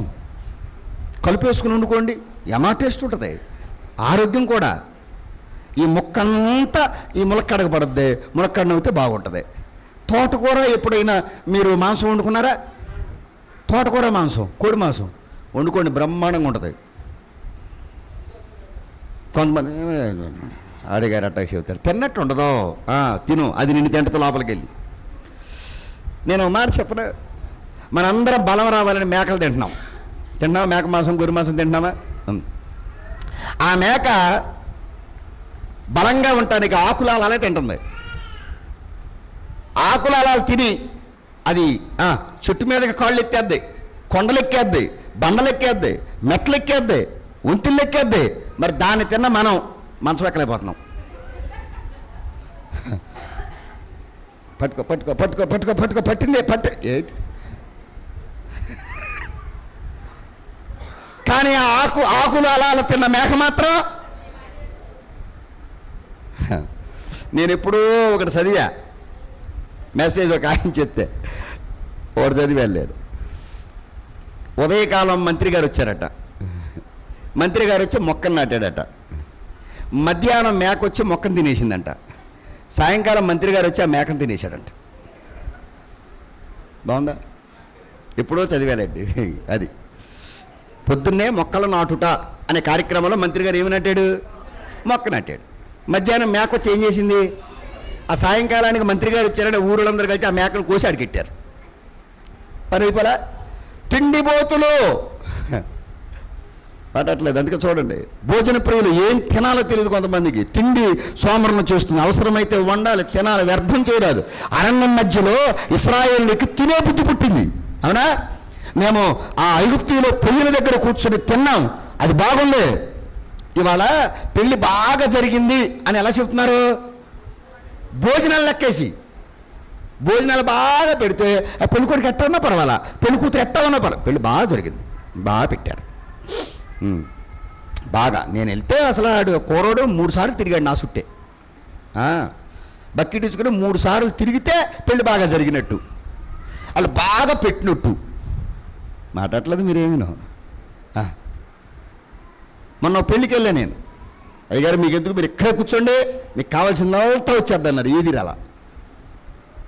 మొన్న పెళ్ళి అంటే ఈ పెళ్ళి అనుకున్నారు, లేనిపోయింది. ఈ కావాల్సిన దానికంటే ఎక్కువ వచ్చింది. దేవుడికి స్తోత్రం. అది కనుక ప్రభు ఇచ్చిన మహాప్రభు, మీరు లోపల కూర్చోండి అయ్యగారు, ఫ్యాన్ కింద కూర్చోండి అన్నారు. ఫ్యాన్ వేసారు, నాకు ఏమి రాల లోపలికి. 3 బంతులు వేసినాయి బయట.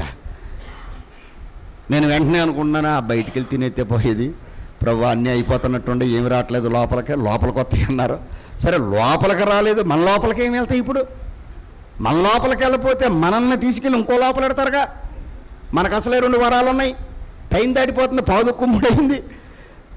ఇంకా అటు చూసి ఇటు చూసి అటు చూసి ఇటు చిన్న పిల్లోడు ఒకడు అటు ఇటు తిరుగుతుంటానికి ఆగేశా. బుజ్జి దా కన్నా రా అన్న. అడొచ్చాడు, ఏంటి పాస్టర్ గారు అన్నాడు. నాన్న లోపల ఏంటో తెచ్చుకు తింటున్నావుగా అన్న. అక్కడ ఉండయిగా అన్నాడు. నువ్వు వెళ్ళు అట్లా చెప్పాడు గాడు. గబగబా లేచి ఆ చిన్నపిల్లడి కంటే దారుణంగా ఆ లోపలికి వెళ్ళిపోయి ఆ పురుగుల పుట్ట మీద, నా పూర్ణాల పుట్ట మీద పడి ఒక 5-6 తెచ్చుకుని నవ్వులేసే గట్టిగా. మరి ఏం చేద్దాం? పెళ్ళి అయిపోయిన తర్వాత పాస్టర్ గారితో పని ఉండదు కొంతమందికి.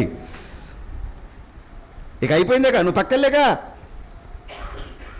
కానీ మహాకృప, నేను మీ ఊరు గురించి కానీ, మీ ఊరిని బట్టి కానీ, మన సంఘాన్ని బట్టి కానీ నేను అన్ని చోట్ల సాక్ష్యం ఇచ్చా.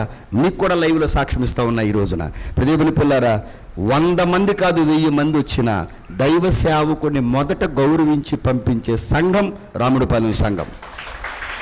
దేవుడికి మహిమ కలుగునుగా. అది ఎంతమందిలో ఉన్నాయి. అయ్యగారికి సపరేట్గా, ఆ కుటుంబానికి ఆ దైవ సేవకుడు తిన్నాకే ఏదైనా. ప్రియమని పిల్లలారా, అది ఇక్కడ చూసి నేను అన్ని సంఘాలకి సాక్ష్యం ఇచ్చా. అన్ని సంఘాల వారు ఇప్పుడు నేర్చుకున్నారు. ఆమేన్. అది ఇంత పలహారం తెచ్చిన ముందు అయ్యగారికి తీయండి. వచ్చింది ఇంత పలహారమేగా, అయినా ముందు మన సేవకుడికి తీయండి.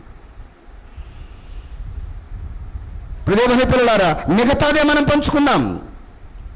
అది నేను అంటున్నాను ఇప్పుడు దేవుని పిల్లలారా, తిండిపోతుతనమొద్దు. ఏమొద్దు? 5వ పాయింట్ ఏం చెప్తున్నాను? తిండిపోతుతనం. ఇశ్రాయేలునికి మాంసాపేక్ష అధికమైపోయింది. అదిగో 27-30లో మీరు చదువుకోండి ఇప్పుడు దేవుని పిల్లారా. ఆకాశ పక్షులన్నిటిని తీసుకొచ్చి వాళ్ళ దగ్గర పడేశాడంట. సరే, మంచిది. 6వదిగా అమోరీయులు. అమోరీయులు మీన్స్ అతిశయము. అమోరీయులు అంటే ఏంటమ్మా? ఇర్మియా గ్రంథం 13-17, అలాగే సామెతల గ్రంథం 8-13, 14-3, 29-13 వాక్యాలు మీరు చదువుకుంటే దేవుని పిల్లారా, నీవు తగ్గించుకుంటే దేవుని మహిమపరచబడతాడు. దేవుడికి మహిమ కలుగునుగాక. నెబుకద్నెజరు తగ్గించుకోకుండా గర్వపడ్డాడు. దేవుని పిల్లారా, గడ్డి తిన్నాడు. నీ అతిశయం నిన్నేం చేస్తుంది చెప్పండి అమ్మా? గడ్డి మేపుద్ది, గర్వం వద్దు. దేవుని పిల్లలారా, హామాను గర్వించాడు, ఉరికొయ్య మీద వేలాడాడు. హేరోదు గర్వించాడు, పురుగులు పట్టాడు.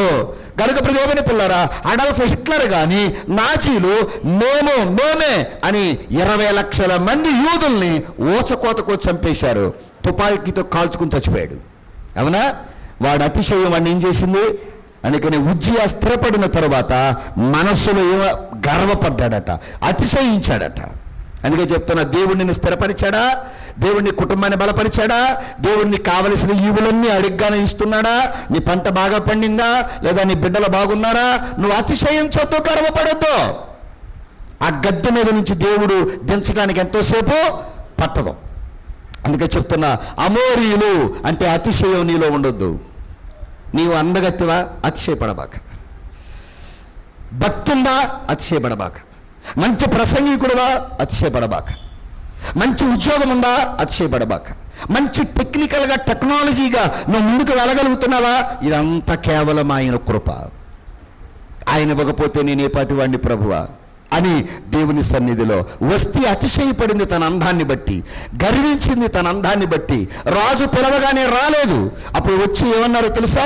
అహష్వేరోషు దగ్గరికి కొంతమంది ఎస్తేరు గ్రంథంలో, అయ్యా, రాణి ఏమి మాట వినకపోతే సామాన్య ప్రజల యొక్క భర్తల మాటల భార్యలు వినరు గనుక నీవు వెంటనే చాటింపై అనుకోగలిగిన ఒక స్త్రీ రాణిగా రావాలి. వెంటనే వస్తే తన అందాన్ని బట్టి అతిశయించింది, అలంకారాన్ని బట్టి అతిశయించింది, ఆకర్షణ బట్టి అతిశయించింది. వస్తే రాణి దగ్గర నుండి కిందకు పడిపోయింది. అనుకోవతో అతిశయించకుండా, హెగేకి అప్పగించకుండా చెప్పండి, ఎస్తేరు ఆ కోటకి రాణి అయ్యింది. అందుకనే దయచేసి చెప్తున్నా, మీకు దేవుణ్ణి చూసే వరముందా? బాగా పాడే వరముందా? నేను మీ అందరికీ చెప్తున్నా. నేను సేవకు వచ్చిన తొలి దినాలలో, సేవకు రాకముందే దేవుని పిల్లారే సంఘంలో ఒక ఆవిడ మా మావయ్య గారికి సహకారిగా ఉండేది. ఆవిడే పాడాల పాట అంటే. ఆవిడ సమయానికి వచ్చేది కాదు. మీకు కూడా చెప్తున్నా, దేవుడు రాముడుపాలెం సంఘానికి ఇచ్చిన ఒక గొప్ప వరం ఏంటో తెలుసా? దేవుని పిల్లలు మంచి స్వరం ఇచ్చాడు మీకు. ఆమేన్. అది మంచి స్వరం మీకు ఇచ్చాడు. మంచి వాక్య ఉపదేశకుని మీ దగ్గరికి దేవుడు పంపించాడని నేను నమ్ముతున్నాను. దేవుడికి స్తోత్రం. 2 ఉన్నాయి. ఈ రెండింటిని దయచేసి మీరు కోల్పోవద్దు. పోటీ పడండి, బాగా నేర్చుకోండి. నిన్నెవరు పాడమని అడగటం ఏంటిది? నీ ఇల్లు. నీ ఇంట్లో నిన్ను అన్నం తినమని ఎవరైనా అడగాలా? నిన్ను స్నానం చేయమని ఎవరైనా అడగాలా? నిన్ను కూర్చోమని ఎవరైనా చెప్పాలా? నీ ఇల్లు సార్, నీ హక్కు ఇది. ఇది ఉజ్జింగారిది కాదు, దేవుని ఇల్లు ఇది. ఇది నీ సొత్తు, నీ ఆస్తి కాదు, నా సొత్తు, నా ఆస్తి కాదు. ఇక్కడ తరతరాలు కూడా ప్రార్థన జరగడానికి దేవుడు మనకిచ్చిన భూమి ఇది. నీ ఇంట్లో పాడమని అడగటం ఏంటి? నీ ఇంట్లో ప్రార్థన చేయమని అడగటం ఏంటి? ఇక్కడున్న ప్రతి రాయి దేవుని పిల్లలారా నీ గురించి సాక్ష్యం ఇస్తుంది. ఆమేన్. నువ్వు కూర్చున్న ప్రతి స్థలం నీ గురించి సాక్ష్యం ఇస్తుంది. అందుకే చెప్తున్నా, ఇది నా ఇల్లు, నా హక్కు, దేవుడు మీకు ఇచ్చిన వరం అది. అప్పుడు ఆవిడ కొంచెం ఇబ్బంది పెట్టేది మా ఆత్మీయ తండ్రి గారిని. ఏళ్ళకి వచ్చేది కాదు. ఏమ్మా, ధ్యానం నడిపిస్తుండగా నువ్వు ఉంటే కాస్త వెంటనే పాట అందుకునేదానివి కదా, అని స్వరం బాగుంటుంది కదా అని చాలాసార్లు అనేవాడు. విని విని విని విని విని విసిగెత్తి నేను సేవకుడిని అయిన తర్వాత ఆవిడని పిలిచాను. ఇదిగో, ఇప్పుడు నువ్వు ఆత్మీయ తండ్రిని, నీకోసం ఎదురు చూసి మేమందరం చిన్నపిల్లలం, మాకంతగా పాటలు రావు, కానీ నువ్వు ఇబ్బంది పెడుతున్నావు. రేపు రాబోయే రోజుల్లో ఒక్క పాట పాడతాను, నాకు అవకాశం ఇవ్వండి అని అడిగే రోజు నీకు వస్తుంది. ఆ రోజు నీకెవరు మైక్ ఎవరో అని చెప్పా. ఆ రోజు నీకెవరో మైక్ ఎవరో. ఇంకా పాటలు పాడేవారు లేపబడుదురుగాక. ఆ రోజున మనం అయ్యో అప్పుడు పాడండి పాడండి అని అడిగిన అయ్యగారు పాడలేదు, ఇప్పుడు మనకు అవకాశం రావట్లేదని బాధపడతావు. అందుకని నేను వాక్యం చెప్పే అవకాశాన్ని ఎవరికి నేను వదులుకోను. ఎందుకో తెలుసా, ఆ అవకాశాన్ని, ఆ ఉద్యోగం వదిలేస్తే ఆ దీవెన పోయిద్దండి నా బాధ. నిలబడే శక్తి లేకపోయినా నిలదొక్కుని ఆత్మస్థైర్యంతో, అందుకే అమోరీయులు అంటే అతిశయం. కొందరు గుర్రములను బట్టి, రథములను బట్టి అతిశయపడతారు. నేనైతే నా దేవుడైన యెహోవాని బట్టి అతిశయపడాలి. మన నామం ప్రతిభని పిల్లారా, శ్రీ యేసు నామం అతిశయ నామం, పరిశుద్ధ పరమనామం. శ్రీ యేసు నామం అతిశయ నామం, పరిశుద్ధ పరమనామం.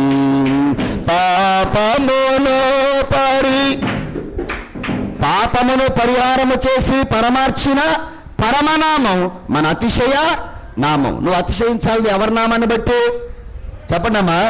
ఉద్యోగాలను బట్టి కాదు, అందాలను బట్టి కాదు, ప్రవచనాలను బట్టి కాదు, నువ్వు కట్టుకున్న మందిరాలను బట్టి కాదు, నువ్వు పెట్టే సభలను బట్టి కాదు, నీకున్న వరాలను బట్టి కాదు, బట్టలను బట్టి కాదు, యేసు నామమును కలిగి ఉండడమే మన అతిశయం. ఈ అతిశయం కాకుండా వేరు అతిశయాలు నీలో ఉంటే నీ హృదయంలో నుండి, నీ ఆలోచనలోంచి దేవుడు దాన్ని తీసివేయును గాక. 7వది చెట్ట చివరి యెబూసీయులు. యెబూసీయులు అంటే సోమరిపోతులు. యెబూసీయులు అంటే సోమరిపోతులు. చూద్దాం ప్రదేవుని పిల్లలారా, సామెతల గ్రంథం 10వ అధ్యాయం. సామెతల గ్రంథం 10వ అధ్యాయం 4వ వచనం. స్పీడ్గా వాక్యాన్ని తీసి చదవాలి. బద్ధకమగా పని చేయవాడు దరిద్రుడగును. అద్దుగో, ఐశ్వర్యవంతుడు అవ్వాలని ఆశ ఉంటే సరిపోదు, బద్ధకించకూడదట. మీలో ఎవరు బద్ధకస్తులుగా ఉండకుందురుగాక. యెబూసీయులను బట్టి యెరూషలేము అనే పేరు వచ్చింది. అందుకే ప్రియమైన పిల్లలారా, పొలం ఉంది, పొలం నిండా ముళ్ళు ఉన్నాయి అంటే అది పనుడు కాదనే అర్థం అంటే. అట్లా మంచి పొలం దారి పక్కన ఉంది, పొలం నిండా తొంగే ఉంది, పంట లేదు అంటే ఇప్పుడు ఆ పొలం కలిగిన యజమాని సోమరుడేగా, దున్నలేదనేగా, నీళ్లు పెట్టలేదనేగా, గట్టు లేదనేగా, అది విషయం. అందుకే నేను అంటున్నా, సేవ ఉంది, ప్రదేవుని పిల్లలు ఫలించటం లేదంటే నువ్వు సోమరిపోతువని అర్థం. ఓ సేవ కూడా ఈ బైబిల్ని ఆధారం చేసుకుని నీకు చెప్తున్నా. అదిగో చూడండి, బద్ధకముగా పని చేయువాడు ఏమైపోతాడు? దారిద్రుడైపోతాడు. ఏమైపోతాడట? అందుకే మీరేం చేయొద్దు బద్ధకంగా. నీకు దేవుడు అప్పగించిన పనిని శ్రద్ధగా చేయి, దేవుడు దీవించునుగాక. ఆమేన్. అది ఒకవేళ సంఘంలో దేవుడు నీకు అప్పగించాడా, ఊడ్చే పని, మైకు పెట్టే పని, ప్రతిభని పిల్లారా వంట చేసే పని, వడ్డించే పని, కడిగే పని. కొంతమంది పాస్టర్ గారు అమ్మ ఆ వస్తువు ఇటు పట్టుకురా అన్నాం అనుకోండి, ఇక్కడుండి వేరే వాళ్ళకి చెప్తారు. అదేంటో చెప్పనా, ఆశీర్వాదం వాడికి పోయినట్టే. ఆ సేవకుడికి వెళ్ళి తెచ్చుకోలేక కాదు, లేకపోతే అక్కడున్న మనిషికి చెప్పలేక కాదు, నీకే ఎందుకు చెప్పాడు మాట్లాడరే. అందుకే చెప్తున్నా, లైవ్ అయినా లైవ్ కాకపోయినా ఒకే రకంగా ఉంటుంది మన వాక్యం. అది వినేవాడు వింటాడు, విమర్శించేవాడు విమర్శిస్తాడు.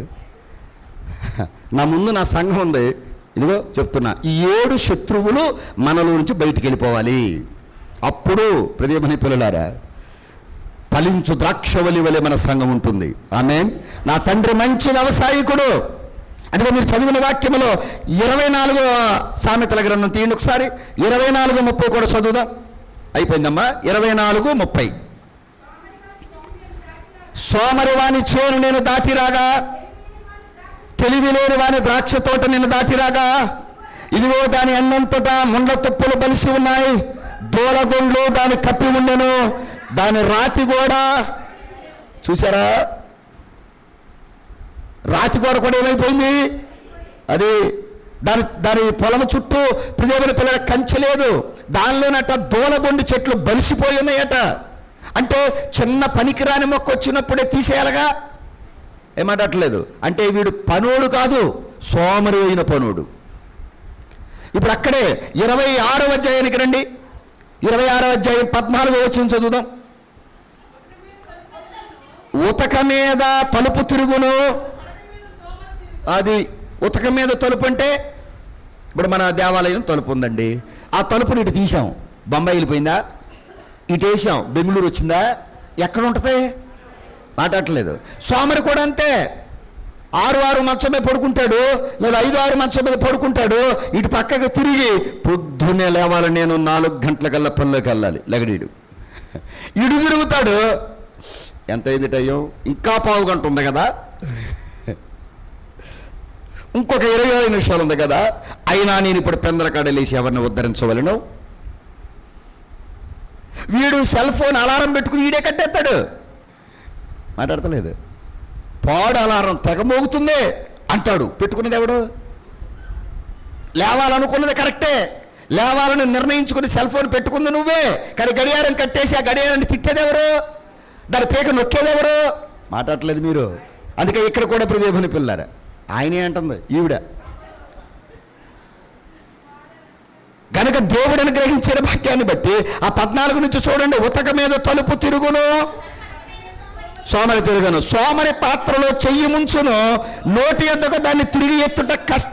ఓరి ఈడు సోమరితనం మండిపోను అంటే పల్లెవులు అన్నం పెట్టుకుంటాడు. సోమరిపోతులందరికీ మన రాజ్యంలో ఉన్న బద్ధకస్తులకు పోటీ అన్నాడంట ఒక రోజున రాజుగారు. బద్ధకస్తులకి ప్రియమని పిల్లలారా మంచి హారం ఇస్తాను రా అన్నాడట. రాజ్యంలో ఉన్న బద్ధకస్తులు అందరూ వచ్చారట. అందరూ వచ్చి భోజనాలు తిన్నారు. తినేసి ప్రియమని పిల్లారా బద్ధకంగా తిన్నారు. తిని లేచి ప్రియమని పిల్లారు ఎవరి కాడీలు చేయగడుకున్నారట. 2 మిగిలిపోయారట. 2 ఎత్తలేదట. ఎరా లేచి చేయగడుకో అన్నాడట. వీడు తినేసి చెయ్యిట పెట్టి కూర్చున్నాడంట. ఏంట్రా కడుక్కోవా, ఈగలు వాళ్తున్నాయి అన్నాడట. వాళ్తే వాళ్ళనేలే, నువ్వు నాకేసేయి అన్నాడంట.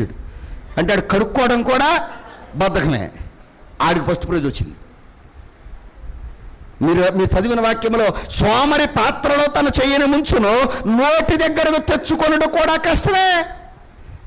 బద్ధకవాడికి ఎవరైనా తినిపిస్తే బాగుండు, ఇంకా నయ్యం నవిలి నోట్లో పెడితే తిందునల్లా. తర్వాత మాట చదువమ్మా. హేతువు చూపగల 7 కంటే అది సోమరట తన దృష్టికి తానేమనుకుంటాడు? పొద్దున్నే 4 గంటలకు లేచారు పిచ్చోళ్ళు, 6ంటికి లేచారు నేనే గ్రేట్ అనుకుంటున్నాడు. కొంతమంది 6ంటికి లేచి ఏమంటారో తెలుసా? 4ంటికి లేచి ఏమి వెలకబెట్టా మాట్లాడ. వాస్తవాలు అలా వస్తాయి నాన్న. పరిశుద్ధాత్మను మాట్లాడతాడు మనతో, మొగలతోనే మాట్లాడతాడమ్మా. మాట్లాడటం ఎందుకు మాట్లాడతాడు? దేవుడికి మహిమ కలుగును గాక. చూడండి, అంటే ముళ్ళున్నాయంటే పనులు కాదు, పనులు వాయిదా వేస్తాడు, ముళ్ళు పెరుగుతూ ఉంటాయి. కష్టపడి పని చేసేవాడు కాదు, ఏడుబడి చేస్తాడు. మళ్ళీ ప్రతిభని పిల్లలారా అది ఇది అని చెప్తూ ఉంటాడు, యోచనలు చేస్తాడు, దేవుడికి ఇష్టమైన పనులు చేయడు, శరీరాన్ని సుఖపెడతాడు, దానికి కావలసిన అన్నం అందిస్తాడు. నేను ఒక అర్ధగంట సేపు ఎక్కువ పడుకున్నానా నా పక్కటిముకలు లాకేత్తి. కొంతమంది 5-6 గంటలు పడుకుంటారు. మరి ఎలా పడుకుంటారో అడుగుతూ ఉంటాను. నేను ఎట్ట పడుకుంటున్నావమ్మా నువ్వా, నీకు ఎట్ట నిద్రాడుతుందే అని అడుగుతా నేను. ఒక 2 రోజులు కానీ ఏదన్నా ఒకవేళ సేవ చాలా తిరిగాను కదా ఇంటికాడ ఉందాం అనుకుంటే దేవుని పిల్లారా పరిశుద్ధాత్మ నన్ను ఉండనివాడు. లోపల ఏదో తపన అటెళ్ళరా ఇటెళ్ళరా ఈ నుండి తిరుగు, ఒకసారి తిరుగు. శరీరాన్ని సుఖపెడతారు కొంతమంది. శరీరాన్ని సుఖపెట్టే వారిని చూసి దేవుడేమో ఆనందించడు, వీడు ఆనందపడతాడు. వాడు శరీరం చూసుకుని అద్దం దగ్గరికి వెళ్తాడు. కొంతమంది అద్దం దగ్గరికి వెళ్ళావు. ఏంటిది అది? ఆయన బెలూన్సా, బొగ్గలు నానా? బుద్ధులు పాడైపోయి బొగ్గలు చూసుకుని ఓ మురిసిపోతావేంటి? అందుకే ఇక్కడ కూడా మనం ఆనందంగా జీవించాలంటే, ఆధ్యాత్మిక ఆశీర్వాదాలు మనలోకి రావాలంటే మనలో ఉన్న ఈ సోమరితనం తీసేయాలి. భక్తి సోమరితనం కొంతమందికి. కొంతమంది భక్తి చేయరు, కొంతమంది ప్రార్థన చేయరు, కొంతమంది దేవుని పిల్లల వాక్యం చదవరు, సోమరులు.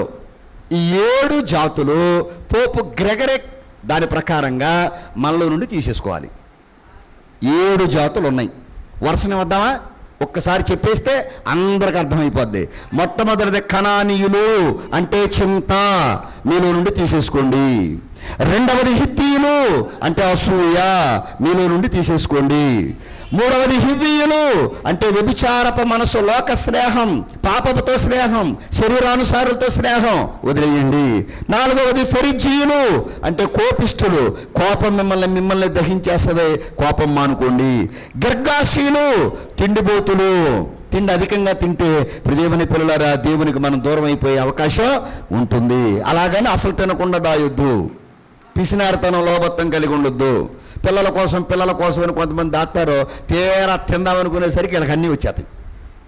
పోనీ తిందామా అనుకుని తింటూ మొదలెట్టారనుకో, ఇప్పుడు నీకు అడుగుద్దా పెడద్దా అట్లా తింటున్నావు, నువ్వు తినేసి మంచమే పడిపోతే నీకు ఎవరు చేస్తారంటాడు మన కొడుకే.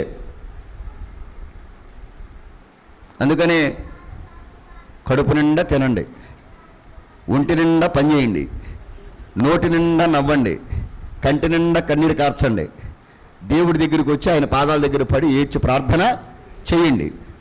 మీ పని మీరు చేసుకోండి, దేవుడి పని చేయండి. దేవుడికి మహిమ కలుగును గాక. అతిశయము, 6వది అమోరీలు. అతిశయము నీలో వద్దు.